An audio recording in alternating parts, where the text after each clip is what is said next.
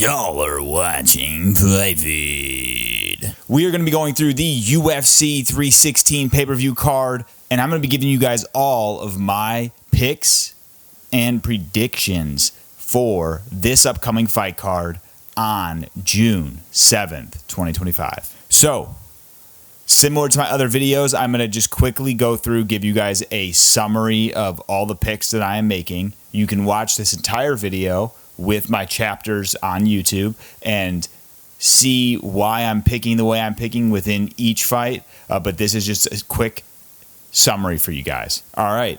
In fight number 1, I'm going Quillan Salkilld, however you say that guy's last name, the Aussie. Fight number 2, we're going Joo-sang. Fight number 3, we're going Wang Cong. Fight number 4, Waldo Cortes-Acosta. Fight number 5, Azamat Murzakanov. Fight number 6, Joshua Van. Fight number 7, Kevin Holland. Fight number 8, Patchy Mix. Fight number 9, Joe Pyfer. Fight number 10, Julianna Peña. And the final fight, fight number 11, Sean O'Malley. Okay, guys, so I'm going to dive into now a review of each fight on this fight card and give you guys the reasoning behind why I'm picking the way I'm picking. One thing I want to call out, though, guys, is that the UFC is just an absolute shit show right now. Because if you go on their website, and today, just so you guys know, is May 30th, 2025. If you go on the UFC's website, they are still showing Khaos Williams versus Uros Medic as happening on this fight card. Now, what's crazy about that is not only has Uros Medic dropped out of this fight, another fighter, I don't know his exact name, he was signed onto this fight 24 hours ago, so last night. Last night being Thursday, May 29th. 4 hours ago, on May 30th, that fighter's now dropped out. So Khaos Williams is showing as being on this card currently, but he doesn't even have an opponent. So I don't even know if that fight's even going to happen. Another funny thing on their website right now is it's showing Johnny Walker versus Azamat Murzakanov is still happening, but Murzakanov is actually fighting fucking Brendson Ribeiro, I think, not Johnny Walker. So just an absolute shit show, especially when we're trying to do these picks. Anyways, diving into the first fight on the card, we've got Quillan Salkilld versus Yanal Ashmouz. So, guys, the reason I am picking Quillan in this fight, just giving you guys some background into him as a fighter. He's 25 years old. He's going to have a bit of a youth advantage here. He's on an 8-fight win streak. Very, very solid all-around game. If you guys watched his fight in the Contender Series, he was actually kind of getting his ass beat a little bit throughout, but then was able to be like the scrappier fighter, was able to initiate his own grappling exchanges and actually get the better of his opponent. Showed off a very well-rounded game in that fight, but then he comes in for his debut and knocks out the Pride of India, Jubilee, who is now on a losing streak. So Salkilld has definitely shown he's worth that salt that he's been given, I guess, if you will. But looking at just some of the other things that he has, he's going to have a pretty decent size advantage in this fight and also a decent reach advantage. Now, looking at Ashmouz, he's still actually a really all-around good fighter. He has a win over Sam Patterson, which is a pretty big win, if you ask me, given that Sam Patterson was a lot of a larger opponent at the lightweight weight class. But Ashmouz is 5'9". I worry about that size disadvantage he'll have here. He's also had a loss in the UFC to, I can't recall who he's lost to, but he has decent experience. He beat Trevor Peek. He's beaten a couple good fighters in the lightweight division. I just feel like Salkilld is just coming off of a few good wins, and that he'll be able to just keep parlaying that into another win here. Think that he might have the better all-around skill set, but we shall see on the night of. The next fight on the card, we got Jeka Saragih versus Joo-sang. So in this fight, guys, you got Jeka Saragih He's 30 years old, 1-2 in the UFC, 64% of his wins by knockout. So he is a finisher when it comes to, getting wins. I was not very pleased to see, in his last loss, he pretty much got just manhandled on the ground and armbarred. And he has some good wins. He did lose though. And guys, I'm just going to say, I haven't really seen Joo-sang fight. I watched a few clips. Joo-sang is 31 years old, undefeated fighter from South Korea, 5'9". He's going to have a bit of a size advantage in this fight. The reason I am picking Joo-sang is because Jeka Saragih was finished by Anshin Jubilee, which is not that just doesn't age well for me, guys. I know that might be judgmental, but I just feel like when I've seen Jubilee in fights, he ends up getting beat.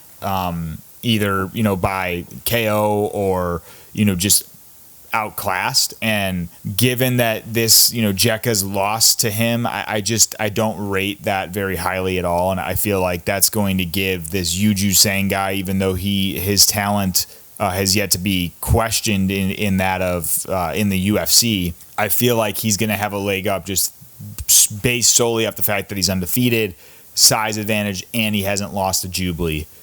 I could be dead wrong on this one, so take it for what it's worth. The next fight on the card, we have Ariane de Silva versus Wang Cong.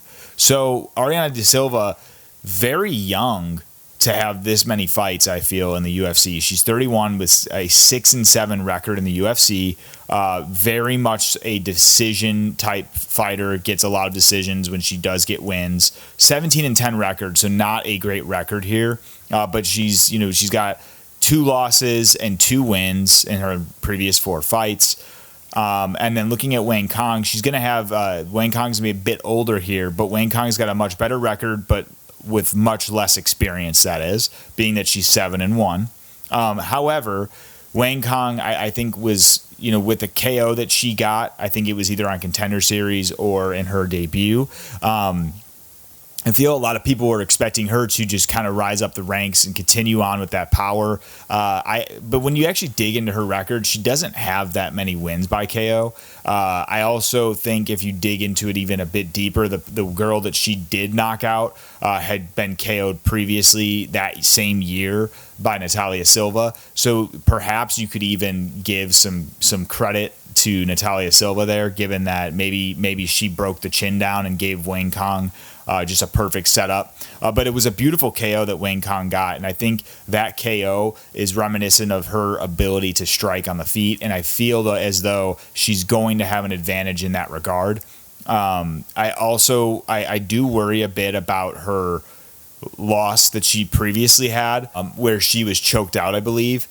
I worry about that in this fight just because Ariane de Silva does have some wins by submission. However, I do think that Wang Cong is going to keep this fight on the feet for the most part and be able to outstrike and get the win either by decision or perhaps hurting Ariane de Silva and maybe getting a ground and pound TKO. We'll see what happens. Next fight that I'm skipping over one of the fights that the UFC thinks is still happening, apparently. We've got Serghei Spivac versus Waldo Cortes-Acosta. This was a hard fight to make a decision on, guys, because you got Serghei, he's only 30, 8-5 in the UFC. Very, very high-level experience, for the heavyweight division, especially only being 30 years old. Like, I've been watching Spivac for, 6 years now. And I did not realize he's only, basically a year older than me. 8-5 in the UFC, like I said, 47% of his wins by submission. He's absolutely got a submission threat. He submitted the likes of like Tai Tuivasa. He submitted Marcin Tybura, Derek Lewis, which Derek Lewis is actually a pretty good submission win because not really a guy that gets submitted all that often. But taking a look at his record, lost win. So he's kind of had a bit of a flaky streak here, just kind of on and off. But then you got Waldo Cortes-Acosta, 33 years old, so he's a bit older. But Acosta's got a better record at 13-1, definitely on a win streak here as well. What I've taken down as some notes on Acosta is he has a lot of power in his hands. former pitcher from baseball, so he's got a crazy overhand that he throws, and he also has 46% of his wins by KO. So I feel like in this fight, the reason I'm going to be going for Cortes-Acosta is I feel like he'll have enough of a skill set to stop takedowns from Spivac, but I believe if they stay on the feet, he's going to catch Spivac with some heavy hands, and I don't know if Spivac's chin is up to the test of those hands that he'll be eating from Cortes-Acosta, and that is ultimately where I've made my decision. Cortes-Acosta showed a little bit of grappling chops when he fought the likes of the Cuban Missile Crisis or whatever his name is, Rebellis de Spain. That guy doesn't really have a ground game, but I think when you consider that guy's size, I think he's like 6'7" or 6'8", and Cortes-Acosta was able to kind of manhandle him on the ground. So I rate that higher in this regard, mainly because I feel Cortes-Acosta will be able to use those grappling chops to shuck off some of these takedowns Spivac will go for. And if they stay on the feet, it's not a good sign for Spivac. Next fight on the card, we've got Brendson Ribeiro. Dude, everyone calls him like Henson Ribeiro. I don't know why B's and stuff. I don't understand why it's not Brendson. But anyways, this is it. You're going to see the image is Johnny Walker. It's not Johnny Walker because he pulled out. And as I showed you guys at the beginning of this video, the fucking UFC doesn't update their website. Taking a look at these guys, you've got Ribeiro, who's 28 years old, 2-2 in the UFC. 53% of his wins by knockout. He's going to have a decent size advantage in this fight, being that he's 6'3", 6'2", 6'3", 81-inch reach advantage. I'm sorry, 81-inch reach with a 10-inch reach advantage, I believe it is, or 9.5-inch. Ribeiro is on a decent streak here with 2 wins recently, so he's got a win-win, loss-loss. Now, looking over at his opponent, Azamat Murzakanov is a world beater, it seems. If you look at his record, not only is he undefeated, but he's got 71% of his wins by KO. He's beat some higher level guys in the light heavyweight division. For instance, I think his latest KO was a win over Alonzo Menefield. I feel that Murzakanov has the tools in kind of all the areas that he needs them in to get this win over Ribeiro. I don't think it's a good matchup for Ribeiro, especially on a short notice. Also, Ribeiro has shown to have really high-level power, but he's also been shown to get flatline KO'd. So I feel like Azamat Murzakanov is going to go out there and probably get a KO in this fight. Next fight on the card, we've got Bruno Gustavo da Silva versus Joshua Van. Going Joshua Van in this fight, guys. Bruno Silva. Hey, dude, how many fucking Silvas are there? Bruno with fucking 3 last names.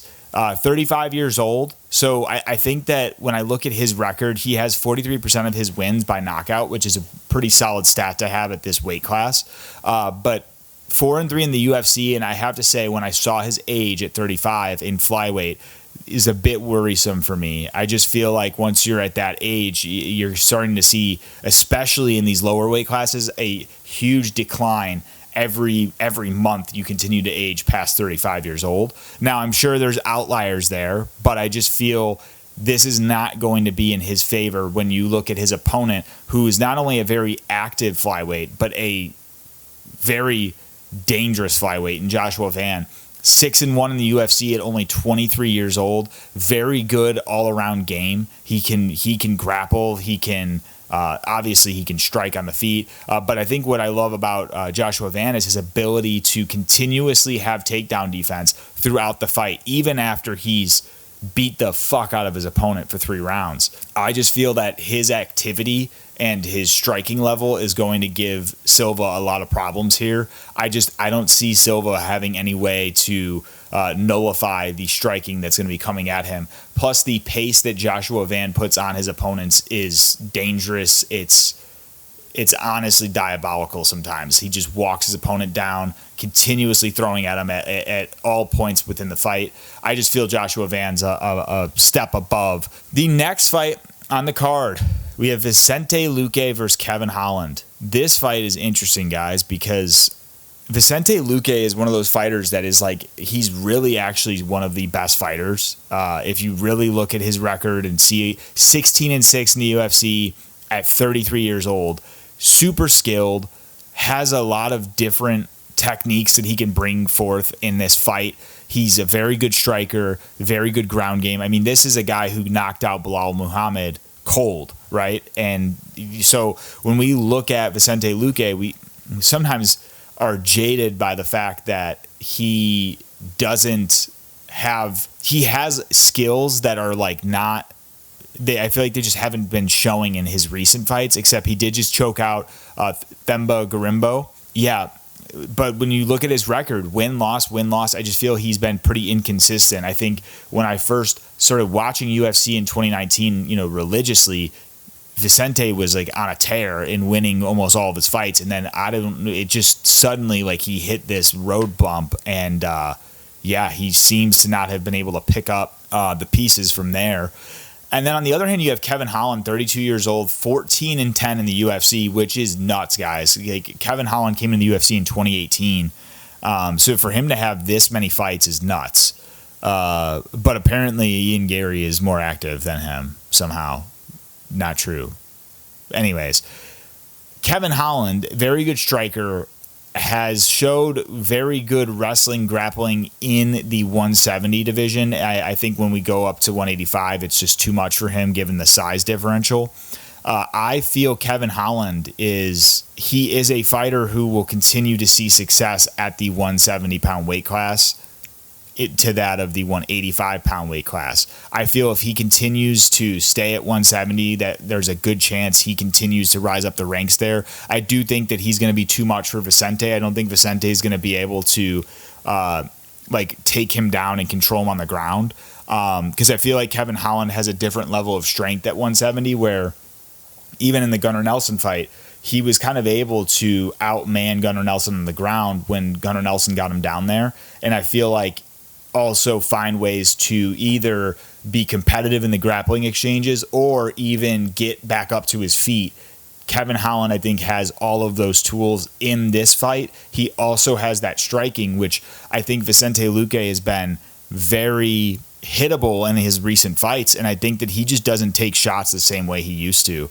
And I think when you're going against a long, rangy striker like that of Kevin Holland, I don't see Vicente being able to work around some of those long straights that Kevin will be throwing down the pipe. And I think Kevin, if he catches him, he's going to hurt him and potentially put him out. So I'm going Kevin Holland in this one, guys. Next fight on the card, we got Mario Bautista versus Patchy Mix. I have to say, guys, I didn't know that much about Patchy Mix. I've made videos in the past where I kind of shit on ranking systems and how they had Patchy Mix rated higher than Sean O'Malley on pound for pound, which I thought was hilarious because it's he hasn't fought in the UFC. So I don't understand that. I don't understand how people in another organization, when we all know the cream of the crop is the UFC, how someone in a lesser organization could be higher up than a previous UFC champion. I get that he's fought maybe, retired or fighters that left the UFC to go to Bellator. I can't put him higher until I see his fights. So taking a look at Mario Bautista, he's a very good fighter, but he's had some lackluster performances that I'm just not impressed by. He fights out of Arizona, and that's where I live, and I want to support him, but I feel like he hasn't shown a level that I feel confident in his ability to shut down Patchy Mix based on just their records. Patchy Mix has, Sergio Pettis, he fought a couple guys at Bellator that were 20-2 that he beat. He's fought some higher level guys over there and done very well. Also a lot more finishes on his record. I just feel like when I look at Mario Bautista, a lot of his wins by decision, and the win over Aldo was just criminal in my opinion. And now when I take a look at Patchy Mix, I just feel he's not only the bigger fighter, he's just a more dangerous fighter when you consider his finishing ability within these submissions. So I don't see how Mario Bautista beats Patchy Mix, to be honest with you guys. I see Patchy Mix winning this fight. Next fight on the card, we've got Kelvin Gastelum versus Joe Pyfer. Kelvin Gastelum, man, this dude's been all over the place. What a fucking vet. 13-9 in the UFC, 33. So he's still got a decent road ahead in terms of I think he still has the ability to have, a few years left in this career. But Kelvin Gastelum is also just, I worry like a lot about his ability at middleweight now, given that he's 5'9". He had a bit of a run at middleweight when he went up and was able to fight for the interim belt against Adesanya. But since then, I don't think Kelvin's got it back. He's just kind of, he's not a streaking guy. He's like win-loss, win-loss. Like I said, he has that extensive UFC experience, but I don't know how he's going to be able to nullify the game of Joe Pyfer, given how big Joe Pyfer is and how strong and powerful Joe Pyfer is.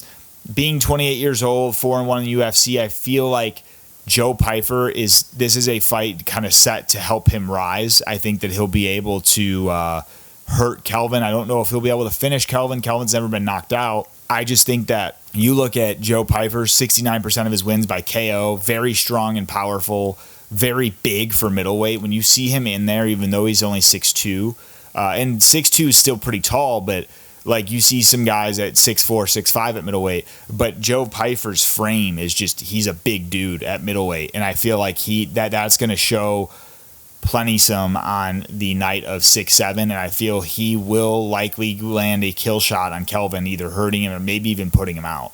So I am going Joe Pyfer to get the win here. The next fight on the card, guys, we got Julianna Peña versus Kayla Harrison. This is a hard one, and I'm already kind of like, I might change my pick, to be honest. Actually, I can't. I'm not going to do it. So we got Julianna Peña, 35 years old, 8-3 in the UFC. Really hasn't had that many UFC fights when you think about how long she's been in the UFC. But I know she had a child and played with injuries for a long time. Very well-rounded fighter for Julianna Peña. But I think the thing that worries me a bit is just at times she can be a bit sloppy in some of those striking exchanges where she's getting caught and her defense isn't there. I don't know that Kayla Harrison is necessarily a threat in that regard, but I do think that Julianna Peña is going to have her hands full the night of. I think that the Kayla Harrison has a otherworldly strength when it comes to being a women's fighter.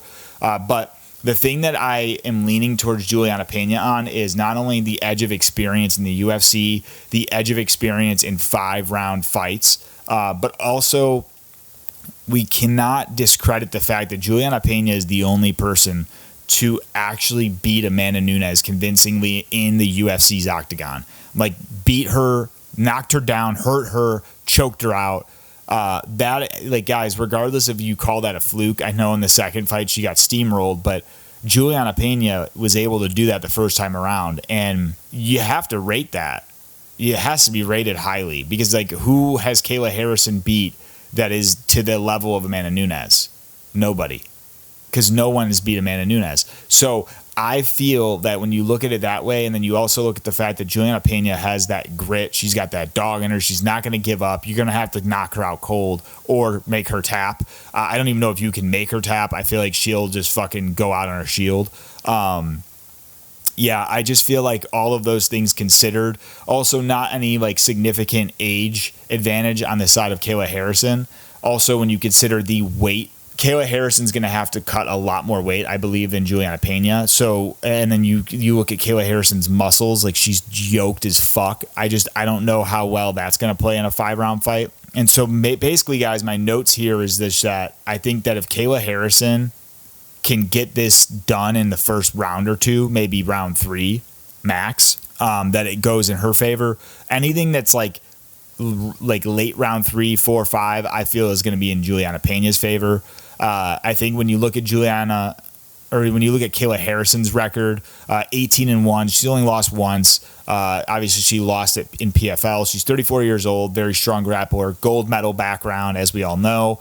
Very, very well-rounded fighter in that regard. The thing I have questions on is her 5-round fight ability, and also just given, this weight class, she's never fought a 5-round fight as a 135 pounder. So I feel that is also going to be something that's just a question for me. So if this does go the 5 rounds, that's where I'm worried, because I feel like Julianna Peña is going to be able to take that win, and that's why I'm going Julianna Peña. In terms of who I want to win that one, though, I feel like either one. I do fuck with Julianna Peña. She can be cringy at times, but I fuck with her. She's, she fights out of Illinois. I'm originally from there, so respect. Next fight and final fight of the card, we got Merab Dvalishvili versus Sean O'Malley. And dude, Merab, guys, this is a big fight, and I know people want to shit on this fight. Everyone's like, "Oh, Sean doesn't deserve it," and everyone's fucking whining and bitching online about it.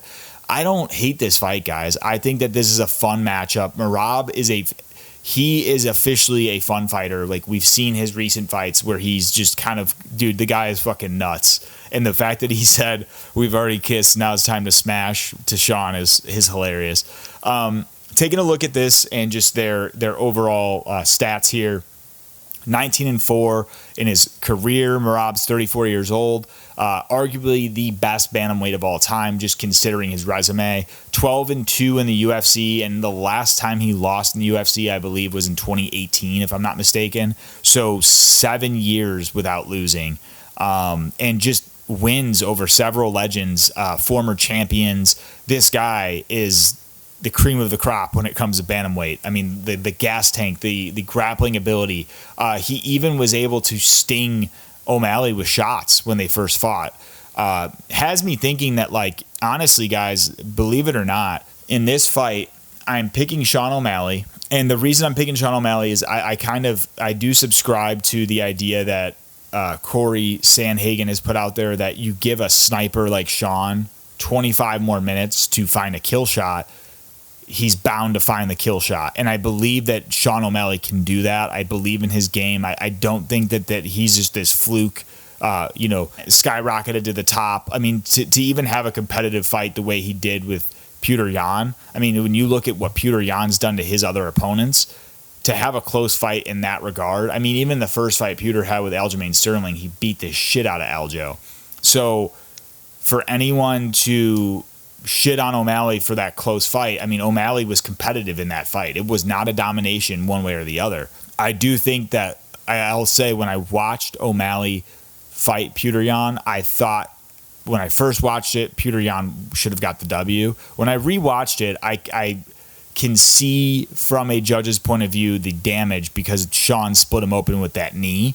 But outside of that, it's still such a close fight. I just feel that when you look at Suga's previous fight with Merab, yes, he was out-grappled the entire time, but I think that you have to consider the injury there, and maybe the injury, was a big component of it, or maybe not. I think that's what we're going to find out come fight night. But I just feel like looking at their previous fights, like, Sugar Sean's got that ability to find a KO. I don't think that he has, I think he's at a disadvantage cardio-wise, but I don't think that Sean's cardio is necessarily like a negative on his resume nor his fight ability. I just think he's going to be at a disadvantage because he's against fucking Merab. But I feel Sean will be able to stop the takedowns in this fight, at least some of them, and stay more competitive on the feet.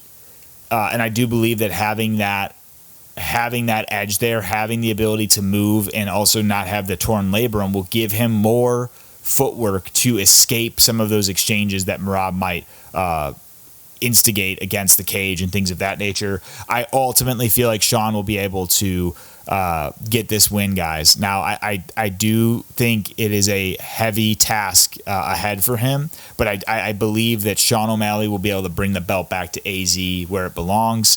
But I also, like I said, at the kind of the start of this, I feel like in this fight, what could be an outlier here is Merab did catch Sean a couple times when they fought, and I wonder if Merab could even catch him in this fight. I think that Sean's definitely going to be concerned about the grappling, but I feel like Merab surprised me a bit with his striking ability, and those are sneaky strikes because most folks are not worried about a finish, especially from hands on the side of Merab, where I think that could be an outlier here. Similar to like when Colby Covington fought Jorge Masvidal. I think everybody was expecting, Colby's just going to out-grapple him, but I think the outlier in that fight was Colby's striking was a lot better, I think, than Jorge anticipated, and Colby was able to find a lot of success on the feet, where I think Merab could have a similar situation here.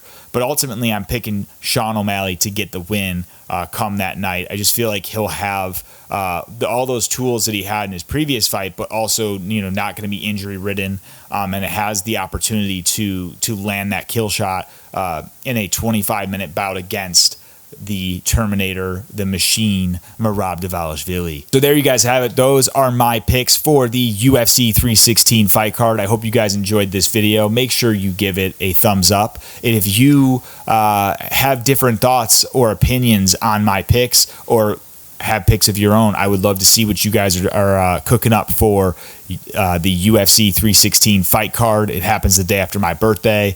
Very exciting. So looking forward to that, and make sure you guys subscribe to Fight Feed so you can stay on top of all the content that I'll be posting. Not only the fight card and predictions, but just all the other MMA content that I have in store that is coming up. Thank you guys again, and I will see you in the next video.